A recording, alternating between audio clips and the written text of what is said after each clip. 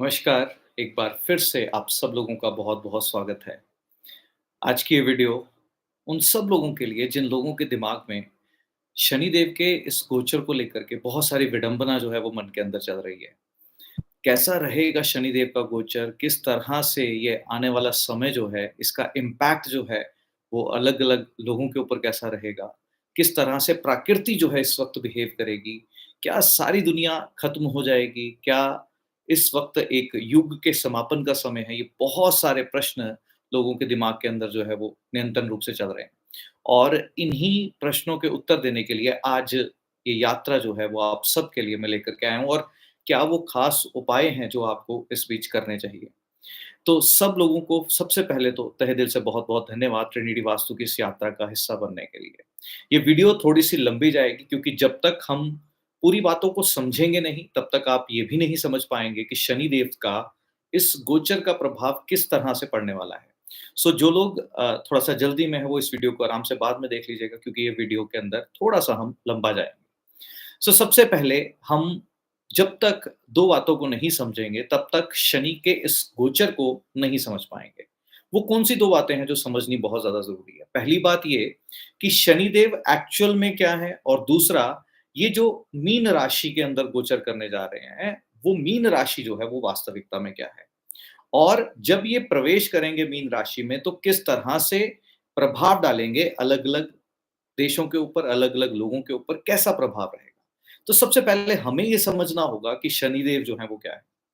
Instagram की बात छोड़ दीजिए क्योंकि इंस्टाग्राम में तो सिर्फ़ और सिर्फ़ शनिदेव को लेकर के डराया जाता है, जो कि वास्तविकता में सत्य क्या है? आज थोड़ा-सा शनिदेव के बारे में पहले जानेंगे, उसके बाद हम आगे की बातों में आगे बढ़ेंगे। शनिदेव, शनिदेव एक ऐसे प्लैनेट हमारे प्लैनेटरी कैबिनेट में जो कि हमारे सौर मंडल को, हमारे सोलर सिस्टम को कंप्लीट करते हैं। ये बात हमें सबसे पहले जो है वो जाननी और समझनी बहुत ज़्यादा ज़रूरी है। क्योंकि शनिदेव ही एक ऐसे देव हैं जो सबको बांधे रखे हुए हैं। अब इसको समझने की ज़रूरत है कि किस तरह से शनिदेव हमारे प्लैनेटरी कैबिनेट को कंप्लीट करते हैं। आप जानते हैं कि ज्योतिष के अंदर जब हम ग्रहों को देखते हैं, सूर्य को, चंद्र को, मंगल को, बृहस्पति को, तो इनकी तुलना या इनको हम मिलाते हैं किनके साथ? अपने आसपास के वातावरण के साथ। जिस तरह से सूर्य जो है, वो पिता का स्वरूप है या एक लीडर का स्वरूप है या वो जो घर का मुखिया हो, ठीक वैसे ही चंद्रमा जो है वो माँ का स्वरूप है, मंगल भाई का स्वरूप है, गुरु जो हैं वो बृहस्पति का स्वरूप है, ठीक वैसे ही शनिदेव जो है वो सेवादारों का स्वरूप है। अब सेवादार ही एक राजा को राजा बनने के लिए लायक बनाते हैं। इस बात को आप लोगों को समझना होगा, जानना होगा। तो यानी कि शनिदेव एक ऐसे स्थान पर हैं सबसे पहले जो सोलर सिस्टम का हिस्सा तो हैं, पर सूर्य से सबसे ज़्यादा दूरी पर हैं। अब इसका अर्थ क्या है कि सूर्य वो जिसके अंदर प्रकाश बहुत है। जैसे अभी आप मेरे चेहरे पर ये प्रकाश देख पा रहे हैं, तो इस कारण से आप मुझे देख पा रहे हैं और मेरे हर एक चेहरे के ऊपर होते हुए एक्सप्रेशन को, मेरे हाथों के जेस्चर्स को भी समझ पाएँगे। बट यही अगर इस वक़्त इस रूम के अंदर अंधेरा हो जाएगा, तो आप मेरी बात को सुनेंगे, पर मेरे चेहरे के ऊपर घटित होते हुए भावों को समझ नहीं पाएँगे। मेरे हाथ के जेस्चर्स को समझ नहीं पाएँगे। तो इसका मतलब क्या है कि जब रोशनी होती है तब कोई भी चीज़ को देखना और समझना बहुत ज़्यादा सरल हो जाता है, किसी भी कार्य को करना भी बहुत ज़्यादा सरल हो जाता है।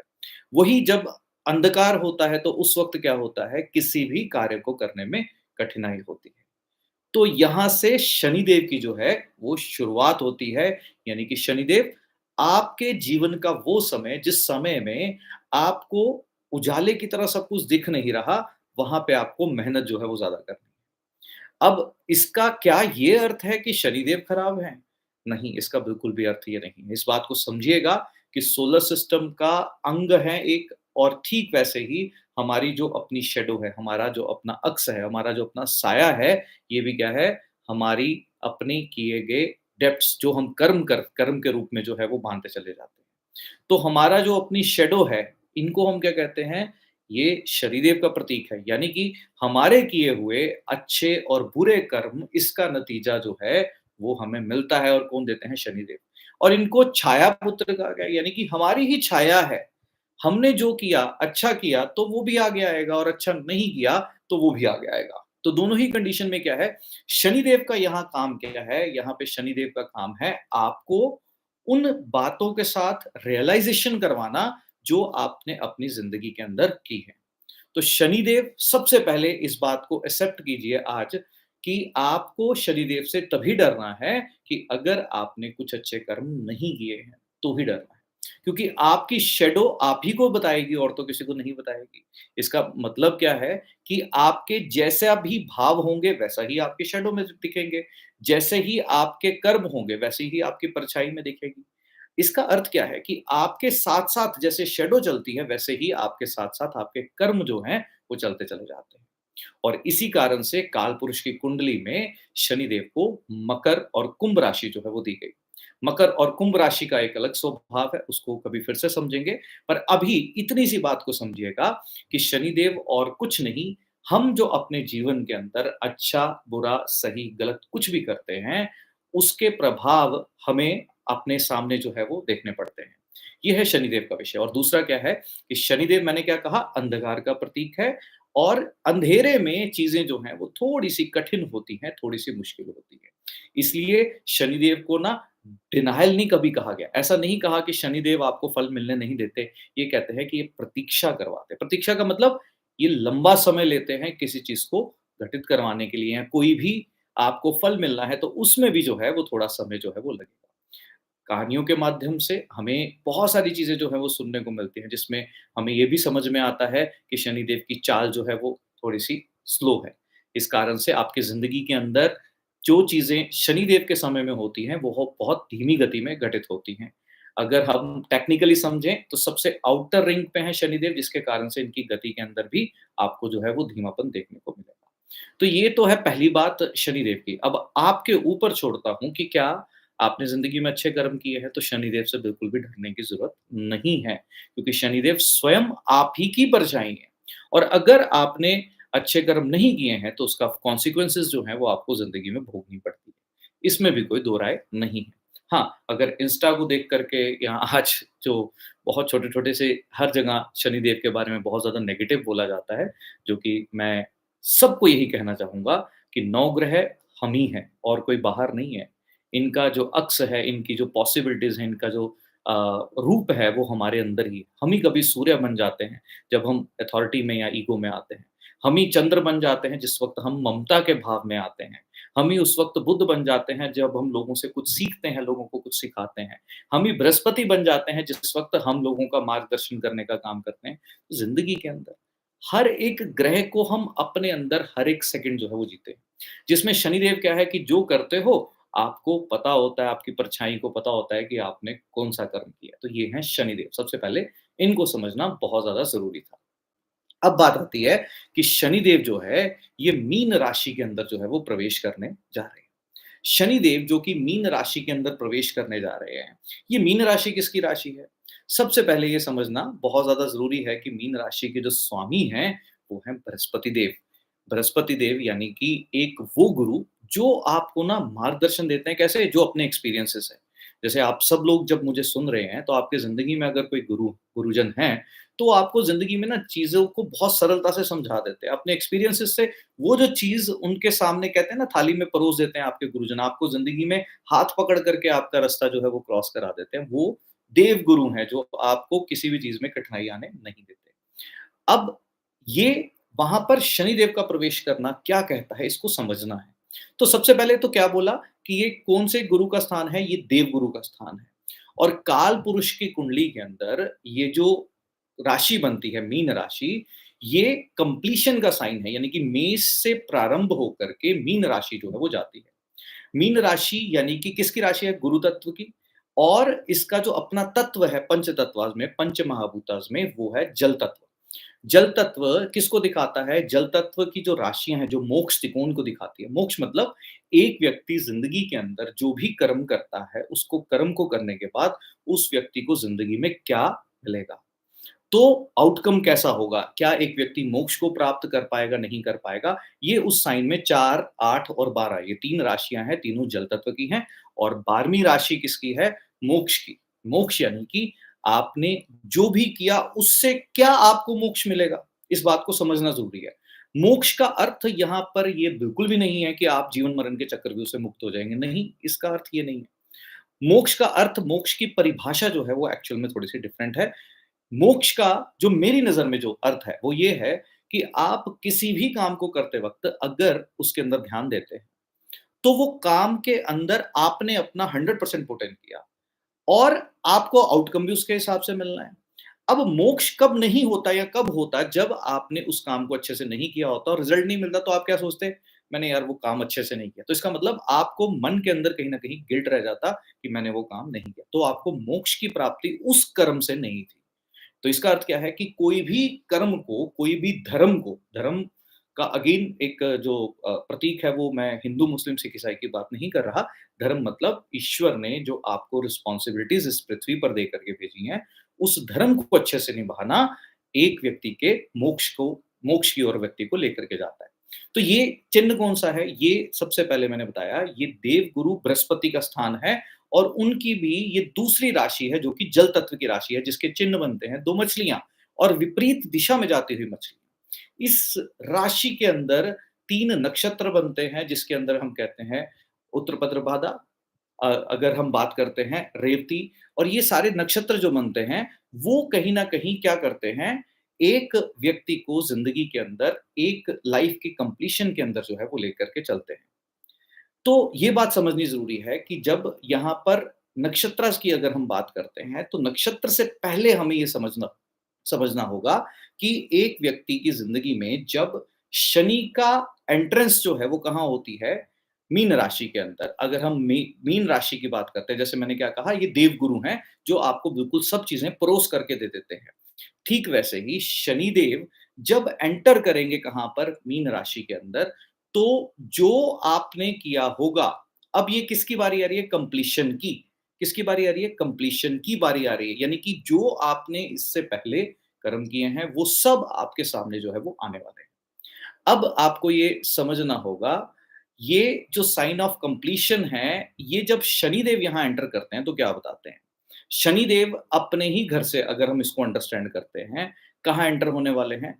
अपने ही घर से। अगर इनकी राशि कौन-सी है? 10वीं राशि और 11वीं राशि। वहाँ से ये कौन-से भाव में जाने वाले हैं? 12वीं राशि, यानी कि दूसरे भाव में जाने वाले हैं, या तीसरे भाव में। यानी कि 10वीं राशि से 12वीं राशि कौन-सी हो गई? उनका 3rd साइन हो गया, और 11वीं राशि से 12वीं राशि कौन-सा हो गया? उनका 2nd साइन हो गया।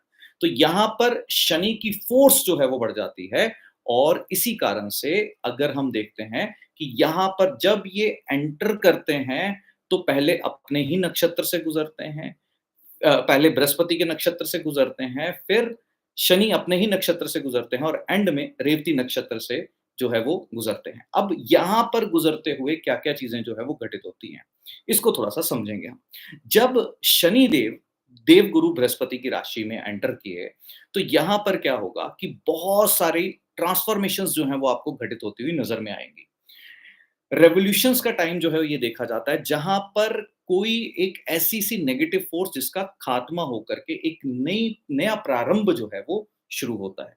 जैसे कि हम बात करते हैं कोई एक मूवमेंट का शुरू होना, ये कहीं न कहीं दर्शाता है कि कोई न कोई एक नई शुरुआत जो है वो होने को जा रही है। अब नई शुरुआत होने को जा रही है, इसका मतलब क्या है कि कोई एक चीज़ जो है वो पूर्ण होगी, तो ही तो एक नई चीज़ शुरू होगी। अब कोई एक चीज़ का पूर्ण होना और एक नई चीज़ का शुरू होना, इसमें अगर शनिदेव का और देवगुरु बृहस्पति का जब सहयोग बनता है, तो एक व्यक्ति जिसने अपनी ज़िंदगी में कर्म सही नहीं किए हैं, उसकी ज़िंदगी में क्या होगा? उसकी ज़िंदगी में एक ट्रांसफ़ॉर्मेशन घटित होगी, जहाँ पर क्या होगा? उसको कहीं न कहीं कुछ टफ़ टाइम का सामना करना पड़ सकता है। पर ये साथ-साथ में एक लेसन जो है वो आपको देकर के और आपके एक नए प्रारंभ की ओर, क्योंकि मीन के बाद फिर कौन-सी राशि आएगी? मेष राशि की शुरुआत फिर से हो जाएगी। जहाँ पर क्या होगा कि शनिदेव वापस से एक तालमेल बिठाएँगे, जब गोचर करते हुए फिर वो मेष राशि के अंदर प्रवेश करेंगे। What does that mean? कि कंप्लीशन ऑफ द कर्मास, जो कि आप एक व्यक्ति मेष राशि से प्रारंभ कर के मीन राशि के पहुँचने तक लेकर के जाता है। इस बीच में सबसे पहले तो आपको ये जानना होगा, समझना होगा कि शनिदेव की जब हम बात कर रहे हैं ना, जब भी कभी बात कर रहे हैं, तो आपको शनिदेव के प्रकोप से, हालाँकि मैं अभी आपको फिर से वही कहूँगा कि शनिदेव का खुद का कोई ऐसा नहीं है कि आपको बहुत शनिदेव सिर्फ बैठे हैं कि आपको परेशान करेंगे, नहीं, हमारे अपने ही कर्म होते हैं जो हमारे सामने आ जाते हैं। और अगर हमारे अपने ही कर्म हमारे अपने सामने आते हैं, तो इसका अर्थ क्या है कि जो हमने किया है, वो हमें मिलेगा। अब ये समझते हैं कि शनि के प्रभाव कहाँ-कहाँ अच्छे जो है वो पड़ने वाले हैं और कहाँ-कहाँ अच्छे नहीं पड़ने वाले, और क्या उपाय जो हैं इस बीच में हम करें ताकि शनिदेव का ये जो गोचर है एक व्यक्ति को कहीं न कहीं बहुत ज़्यादा परेशान ना करे और एक व्यक्ति की लाइफ के अंदर चीज़ें अच्छी हों।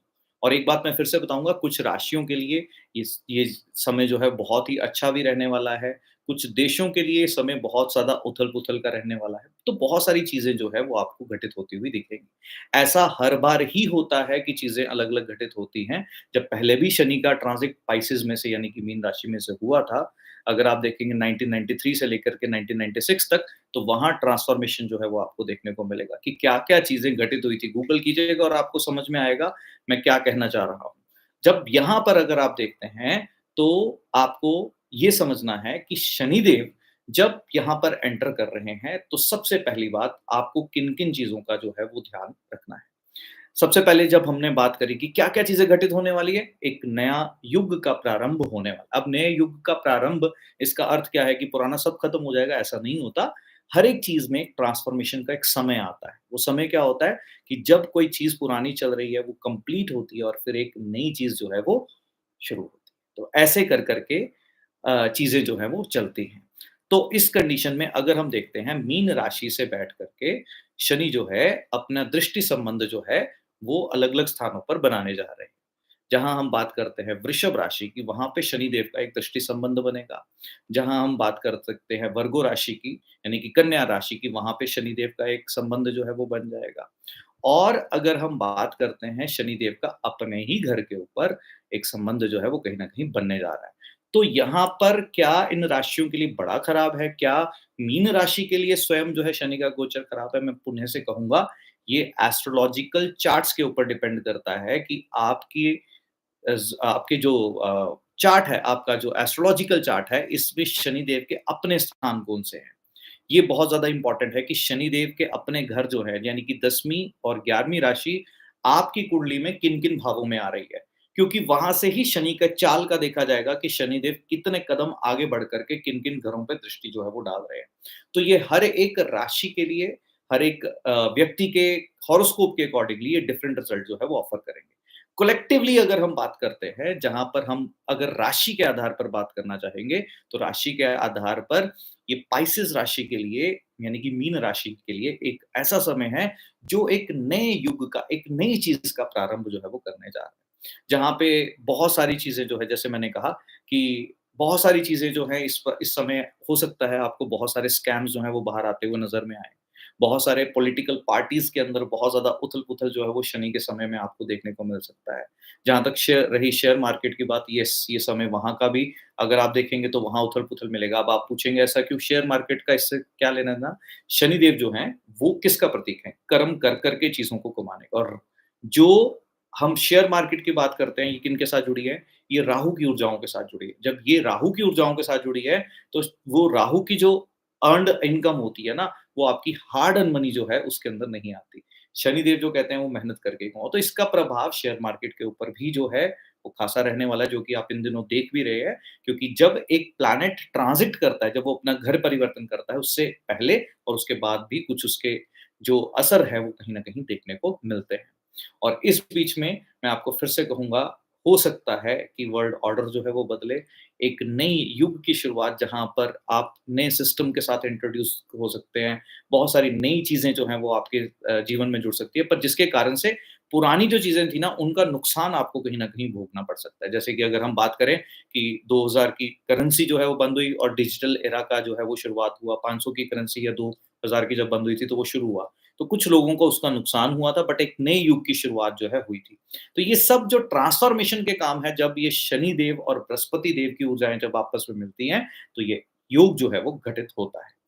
अब आपको ये समझना होगा कि शनि देव के प्रकोप से अगर हमको बचना है, अगर हम इसको प्रकोप मानते हैं, एक्चुअली मैं फिर से कहूँगा प्रकोप नहीं है, बट अगर आप कहते हैं कि शनि देव का प्रकोप है, वो किसके कारण से होगा? स्वयं आपके किए गए कर्म के कारण से होगा। बट स्टिल एक ही रास्ता, एक ही सहारा, जिसको हम कहते हैं भगवान सदाशिव, जिनको हम कहते हैं भोलेनाथ। यानी कि भगवान श्री शिव जो हैं, उनके अंदर अगर हम लीन हो जाएँ, यानी कि भगवान श्री शिव के साथ अगर हम जुड़ जाएँ या अगर हम बजरंगबली जी का सहारा ले लें इस वक़्त में, तो आप क्या देखेंगे कि शनि की ऊर्जाओं का जो प्रभाव बहुत ज़्यादा असर जो है वो दिखा सकता था, वो कहीं न कहीं कम होना शुरू होगा। अब ऐसा क्यों कह रहा हूँ, इसको समझना फिर से ज़रूरी है। क्योंकि जो शिव है ना, ये पूरन है, ये क्या कहते हैं, अंत ही प्रारंभ है, जहाँ शिव है ना, वही पूरनता है और ये पूरनता जब चक्र की अगर हम देखते हैं ज़ोडिएक के अंदर, मेष से मीन तक, ये किसको दर्शाती है? भगवान श्री शिव के इस क्रम को ही दर्शाती है। और भगवान श्री शिव की शरण में जाना इस वक़्त, भगवान श्री शिव को जल अर्पित करना, ये बहुत ही उत्तम है। नहीं तो रुद्र अष्टकम का पाठ अगर आप यूट्यूब से सुन भी लें, नियंत्रण रूप से आपका चाहे मीन राशि का जन्म है, चाहे आपका मेष का है, आपका किसी भी राशि का जन्म है, रुद्र अष्टकम का पाठ अगर आप डेली नियंत्रण रूप से अगर सुनना शुरू करेंगे, तो भी जो है आपको बहुत ज़्यादा लाभ होगा। दूसरा, भगवान श्री शिव के ही अवतार कौन? हम बात बात कर रहे हैं भगवान श्री हनुमान जी की। हनुमान जी की अगर हम बात करते हैं, तो जैसा कि आप सब जानते हैं कि जब भी कभी हनुमान जी और शनिदेव की बात होती है, तो शनिदेव का जो वचन है हनुमान जी के साथ कि जो भी भक्त आपकी पूजा, आराधना, उपासना करेगा, उसको मैं कभी भी परेशान नहीं करूँगा। अब ये भी थोड़ा-सा समझने वाली बात है कि शनिदेव जो हैं, वो मेहनत करवाना जानते हैं और मंगल जो है वो मंगल हमारे शरीर के अंदर मसल्स हैं, ब्लड है, जो हमसे मेहनत करवाते हैं। तो जब आप मेहनत करते हो तो आपको कर्म जो है यानी कि शनिदेव है ऑटोमैटिकली ठीक हो जाएँगे। दैट इज़ व्हाई कि आप हनुमान जी की अगर पूजा, आराधना, उपासना करते हैं तो उससे होता क्या है एक्चुअल में? जब आप हनुमान जी की पूजा, आराधना, उपासना के अंदर लीन होते हैं सबसे पहले, तो आप अपने कर्म के साथ जो है वो जुड़ना शुरू करते हैं। जब आप अपने कर्म के साथ जुड़ना शुरू करते हैं, तो उस वक़्त क्या होता है कि आप फल के ऊपर जो है वो ध्यान नहीं देते और आप कर्म जो है वो करते चले जाते हैं, जिसके कारण से स्वाभाविक आपको उसका फल जो है, उसी अनुरूप मिलता है जैसा आपने कर्म किया हो। अब आपको इस बात को समझना है कि भगवान श्री हनुमान जी की पूजा, आराधना, उपासना भी आप सबके लिए बहुत ज़्यादा उत्तम और लाभकारी है। अब इससे जुड़े हुए कुछ उपाय जो हैं, मैं ज्योतिष के तल पर भी आप लोगों को सुनाना चाहूँगा ताकि आप लोग घर बैठे भी उन उपायों को कर पाएँ और साथ-साथ में कुछ ऐसे उपाय भी आप लोगों के साथ शेयर करना चाहूँगा जो वास्तु के तल पर भी किए जा सकते हैं। उनका बहुत ही सुंदर प्रभाव जो है वो मिलता है। जहाँ तक रही बात ज्योतिष की, तो ज्योतिष में जब भी शनि का प्रभाव इस तरीके से देखा जाता है कि शनिदेव जो है वो मीन राशि में प्रवेश कर रहे हैं और ये व्यक्ति के कर्म को कहीं न कहीं सामने लेकर के आने वाला है। तो इसके लिए बहुत ज़्यादा अच्छा रहेगा, आप लोग अगर संभव हो और कर पाएँ तो आपके लिए सबसे अच्छा रहेगा। सबसे पहले तो क्या करना है, आपको अंधे लोगों की जो है वो सेवा करनी है। अंधे लोगों की सेवा साक्षात शनिदेव की सेवा करने के बराबर है। दूसरा, आप लोगों के पास अगर समय हो और अगर निकालेंगे तो बहुत ही अच्छा है।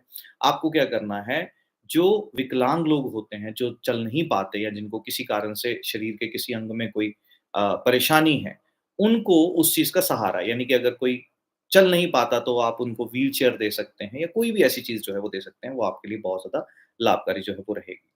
दूसरा, आप क्या कर सकते हैं कि अपनी छाया, अपनी शैडो बिकॉज़ आपकी शैडो मैंने स्टार्टिंग में क्या कहा, साक्षात शनि का ही स्वरूप है और आपकी अपनी शैडो की अगर हम बात करते हैं, आपकी अपनी छाया जो है, जब आप उसको देखते हैं, देखने के बाद आप अपनी शैडो को देखते हुए हनुमान चालीसा जो है वो रिसाइट करना शुरू कीजिए। आप देखेंगे आपके शनि की नेगेटिव एनर्जी जो है वो ट्रांसफ़ॉर्म होनी शुरू हो जाएँगी, जहाँ पर आपको भगवान श्री हनुमान जी का जो आशीर्वाद है वो मिलना शुरू हो जाएगा। तो आप अगर ये काम अपना नियंत्रण रूप से करते रहें, ज़्यादा अगर नहीं भी कर पाएँ एटलीस्ट सैटरडे वाले दिन आने वाले समय के अंदर जो एक टाइम पीरियड है जिस वक़्त शनि का ट्रांज़िट यहाँ पे रहना है, उस वक़्त भी अगर करते हैं तो भी आपको बहुत सुंदर लाभ जो है इसका मिलेगा। तो आपको क्या करना है अपनी छाया देखनी है, छाया देखते हुए हनुमान चालीसा जो है वो पढ़नी है और भगवान श्री हनुमान जी से प्रार्थना करनी है कि आपके जो सारे कर्म हैं जो आपने अभी तक अच्छे नहीं किए, वो आपको ऐसी शक्ति दें कि आप उन कर्मों को अच्छे से कर पाएँ और अपने धर्म को अच्छे से निभा पाएँ, अपनी लाइफ़ में सबके लिए जो है वो अच्छा कर पाएँ, ये काम आपको करना है। दूसरा, जैसे मैंने कहा कि भगवान श्री शिव को जल का अर्पण करना जो है वो बहुत ही सुंदर उपाय है, बहुत ही खूबसूरत उपाय है, इसको आपको जो है वो डेफ़िनेटली करना ही चाहिए। अब भगवान श्री शिव को जब जल अर्पण करते हैं तो आप अपने मन के अंदर ही जो जाप है वो करते चलेंगे। देखिए जब जाप करते हैं, चाहे आप ओम नमः शिवाय का चैंट जो है वो करते रहें, यानी कि ओम नमः शिवाय का जाप जो है वो करते रहें, चाहे श्री शिवाय नमस्तुभ्यम का चैंट जो है वो करते रहें, तो आपको उसका लाभ जो है वो डेफ़िनेटली मिलेगा। अब जब ये आप करते हैं तो आपको क्या होगा, आपके अंदर से आपकी अंतरात्मा जो है वो तृप्त होना शुरू होगी और शनि के इस गोचर का कोई भी नेगेटिव प्रभाव आपको देखने को बिल्कुल भी नहीं मिलेगा। अब वास्तु के दृष्टिकोण से अगर हम बात करते हैं, तो वास्तु के दृष्टिकोण से जो आपके घर के अंदर जो डायरेक्शन है that is connected with Saturn, यानी कि शनि के साथ जो जुड़ी है, वो है वेस्ट डायरेक्शन, यानी कि पश्चिम दिशा की हम बात कर रहे हैं। अब पश्चिम दिशा एक व्यक्ति के लाइफ के अंदर, अगर आप घर के अंदर अगर आप देखते हैं, बहुत सारी चीज़ों के साथ जुड़ी हुई है। जिसमें एक व्यक्ति के ज़िंदगी के अंदर जो जुड़ता है, वो भी पश्चिम दिशा के स्वरूप के साथ ही जुड़ता है। जिसमें अगर पश्चिम दिशा की बात करें तो एक व्यक्ति को अपने मन की इच्छा के अनुसार जो है वो फल मिलता है, वो भी पश्चिम दिशा के अनुसार ही मिलता है। तो आपको क्या करना है? आपको क्या करना है, हनुमान जी के मंदिर चले जाना है, जिस मंदिर में हनुमान जी को सिंदूर का चोला जो है वो चढ़ाया जाता है। सिंदूर का चोला यानी कि चमेली और सिंदूर का जो लेप है वो लगाया जाता है, उसको चोला कहते हैं। तो आपको मंदिर में जाकर के पुजारी जी को बोल करके एक कागज़ के ऊपर सिंदूर, उनके बाहिने पैर का सिंदूर जो है वो लेकर के आना है और अपने घर की वेस्ट वॉल के ऊपर आपको क्या करना है, उस सिंदूर का तिलक जो है वो लगाना है। आप देखेंगे आपके शनि देव की ऊर्जाएँ जो हैं, वो आपको बहुत ज़्यादा नेगेटिव प्रभाव नहीं देंगी। तो ये कुछ उपाय हैं जिसको कर कर के आप अच्छे से चीज़ों को और भी बेटर जो है वो कर सकते हैं। अब अगर आप इसके बारे में डिटेल और जानना चाहते हैं कि क्या उन जो मीन राशि के अंदर 3 नक्षत्र पड़ते हैं, उसके अंदर क्या प्रभाव आने वाले हैं, अगर आप जानना चाहते हैं, कमेंट सेक्शन में ज़रूर लिखिएगा। मैं समय के साथ आपको उसके और स्पेसिफिक रेमेडीज़, देखिए क्योंकि हर एक नक्षत्र की भी स्पेसिफिक रेमेडीज़ जो हैं, वो रहती हैं। क्योंकि शनिदेव का गोचर सिर्फ़ मीन राशि में से हो रहा है ऐसा नहीं है।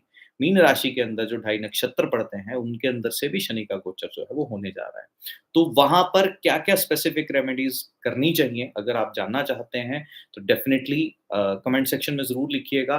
और एक बात पुनः से आप सब लोगों से कहते होंगे कि शनिदेव से भय की ज़रूरत नहीं है। छोड़ दीजिए इंस्टाग्राम पे क्या हो रहा है, क्या नहीं हो रहा है, यूट्यूब पे कोई कितना डरा रहा है, कितना नहीं डरा रहा है।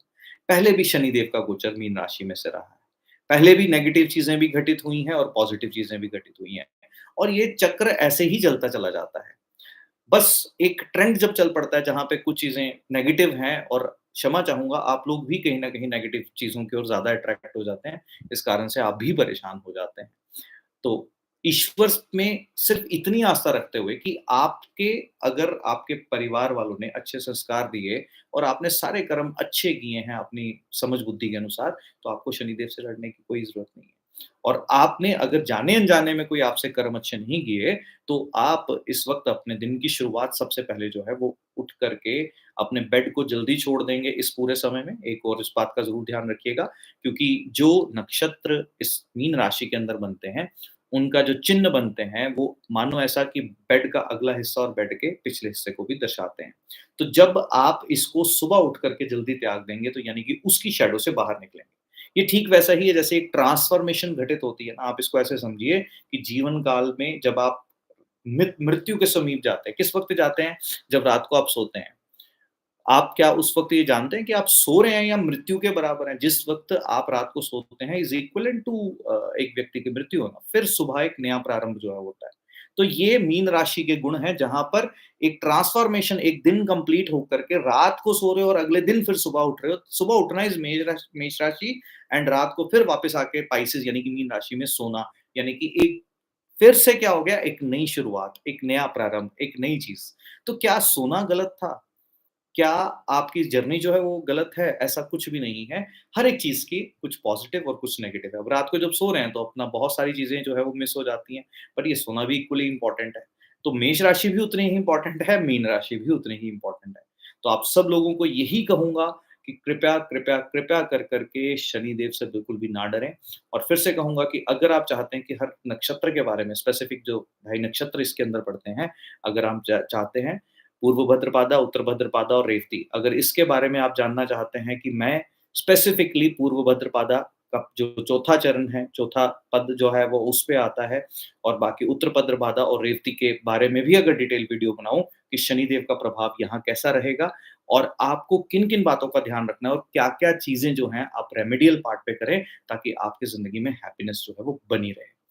और इसी मंगल कामना के साथ कि आप सब लोग खुश रहें, स्वस्थ रहें, मस्त रहें, अच्छे रहें।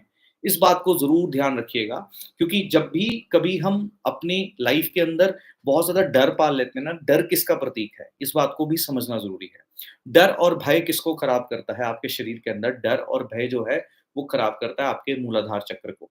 और मूलाधार क्या है? आपका मूल यानी कि आपकी रूट्स। आपकी रूट्स जब भी खराब होंगी, तो इसका मतलब क्या है? जड़ें खराब हो रही हैं। जड़ें खराब हो रही है, आपका अस्तित्व खराब हो रहा है, यानी कि हम किसकी बात कर रहे हैं? अगर ग्रहों के आधार पर बात करेंगे, तो 2 ग्रह मिलकर के आपकी जड़ों का निर्माण करते हैं, यानी कि मूलाधार की शक्ति के साथ शनि और मंगल की ऊर्जाएँ जो हैं, वो कहीं न कहीं जुड़ी हुई होती हैं।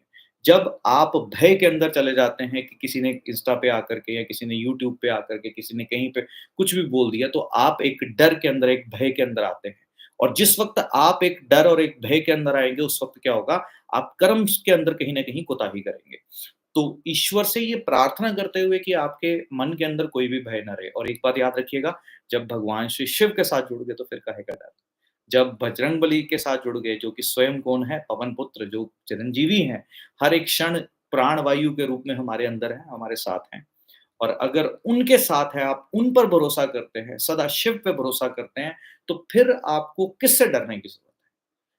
तो विनम्र निवेदन है आप सब लोगों से कि एस्ट्रोलॉजी एक अच्छी साइंस है जो एक व्यक्ति को ज़िंदगी में कठिनाइयों से बाहर निकालने का प्रयास कर सकती है।